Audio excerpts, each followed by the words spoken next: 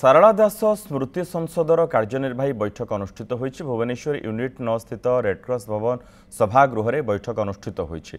अतिरिक्त मुख्य शासन सचिव डॉक्टर रवि नारायण सेनापति अध्यक्षतार बैठक में अनुष्ठित होईछि। बैठक में चलित वर्षर कार्यक्रम संपर्क में आलोचना करा। अनुष्ठान तरफरु सारला सर्जना 2025 और सारला कैलेंडर 2026 आसंता दुर्गापूजा अवसर में प्रकाश पाइब।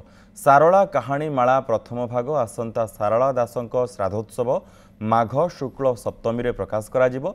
सारला दास स्मृति संसदर एक वेबसाइट खोला जिवो। एहा व्यतीत भुवनेश्वर एक मार्ग को सारला दास मार्ग नाम नामित करा जिवो। सारला दासक नाम एक प्रेक्षालय सारला मंडप निर्माण करिबा। भुवनेश्वर एक प्रमुख स्थान में सारला दासक पूर्णावयव प्रतिमूर्ति स्थापन करिबा। ओडिशार एक विश्वविद्यालय को सारला दासक नाम नामित करिबा। सारला दासक कृति को उच्च विद्यालयर पाठ्यपुस्तक स्थानित करने को राज्य सरकार को प्रस्ताव दिज्व।